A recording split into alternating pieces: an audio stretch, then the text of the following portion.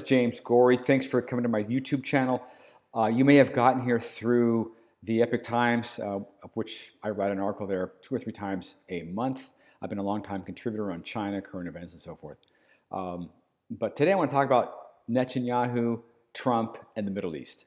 So presumably Netanyahu and Trump are trying to come to some kind of accord, some kind of agreement to establish some kind of new peace framework, Abrahamic Accords 2.0, whatever it might be. But there's a couple things that really have to happen here.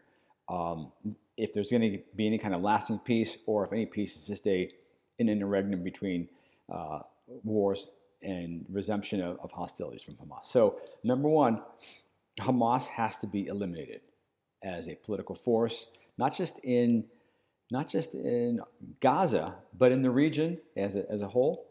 Hamas has to be eliminated. They have to be destroyed.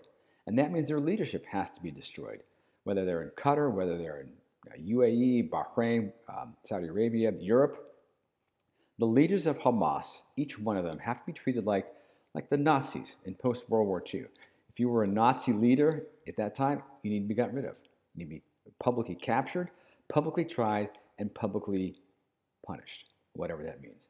So that's got to happen. The leadership of Hamas has to be hunted down like the savages, like the brutal terrorists they are, captured, tried in a court, in an international court, publicly, and then publicly punished, whatever that looks like. That's number one. Number two, the idea of Hamas has to be delegitimized completely.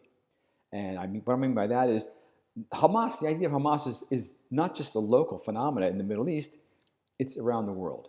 It's in academia. It's in the deepest, most respected parts of our cultural leaders and elite, in Congress, in the Senate, in the judiciary, in the universities, obviously. And the idea, the validation of Hamas, the legitimacy of saying from the river to the sea, Palestine must be free, which means Israeli genocide, that's got to be eliminated. That's got to be delegitimized, which I think the Trump administration is trying to do to a large extent. That has to go on everywhere. And saying that, those professors, those administrators, those presidents, those university presidents, whoever's in a position of power and authority who espouses, just replace the word Hamas with Nazi, okay? Because they're both on the same page when it comes to Jewish people, right? No difference. So whether you're killed by someone with a Hamas flag or a Nazi flag, if you're a Jewish person, it doesn't matter. So Hamas, anti-Semitism is just spreading throughout the world. That contagion has to be cleansed. It has to be sanitized. And you do that by have public hearings on people in authority, wherever they may be, that are espousing, that are supporting Hamas, supporting that genocidal from the river to the sea mentality. It's more than mentality. It's an actual prescription of action. And that has to stop. That has to go away right now. So that's the second thing. Hamas as a local political cultural force, and Hamas as a global force for anti-Semitism, wherever it has found taken root. Third thing, all the moderate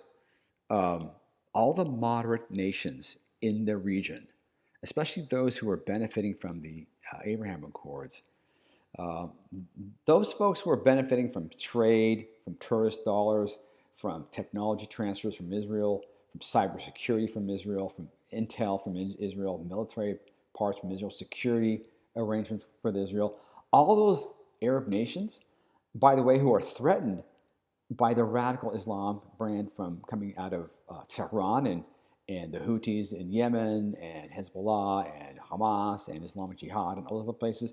The very fact that those countries, Egypt, for example, Jordan, Saudi Arabia, nobody wants those radicals in their country, right?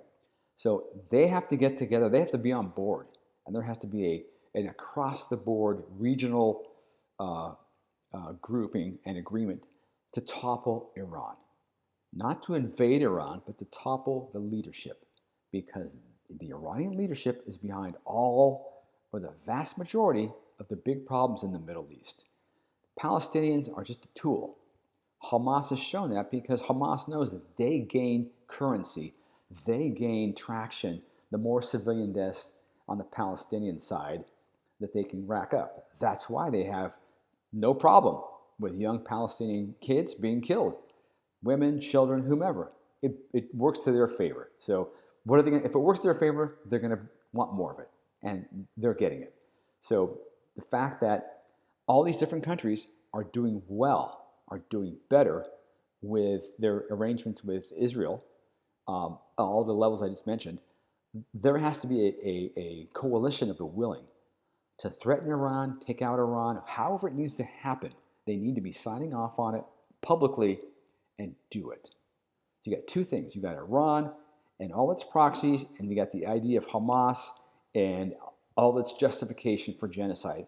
And that's the third thing or fourth thing here is that the language has to change. Okay, genocide is the destruction of a people purposely. And the fact is that from the river to the sea is just that. It's a prescription for the annihilation of the Jewish people. Okay, it hasn't changed in thousands of years, whether the Persians wanted to do it, whether the Romans wanted to do it, whether the Assyrians wanted to do it. It doesn't matter. It's the same. So the talk of genocide, that language needs to be clean.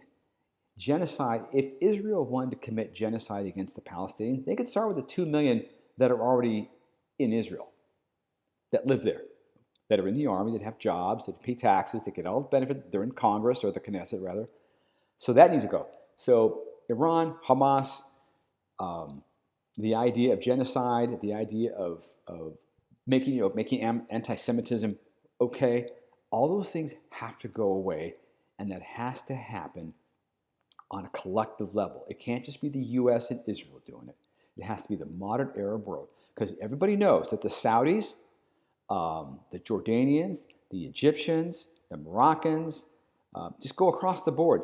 Nobody in that region wants the radical Islamic contagion in their society. The Saudi royal family would be murdered. The leadership in Jordan would be murdered. They'd be slaughtered. And so that's what has to happen. If that doesn't happen, forget about the two-state solution. Here's the come to Jesus moment. Here's the reality.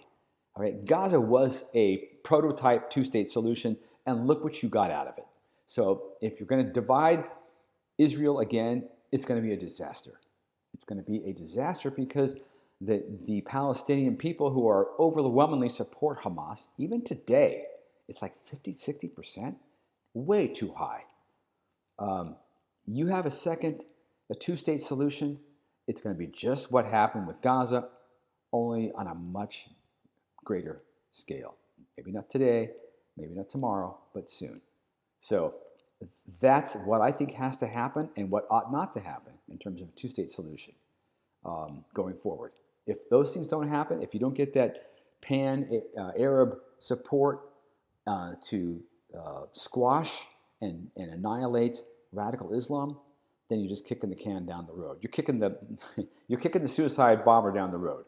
So Iran has been declawed or defanged for the moment in terms of their nuclear ambitions, but the whole idea, the whole discussion, the whole narrative of the Middle East needs to change, and that's the only way I see it happening.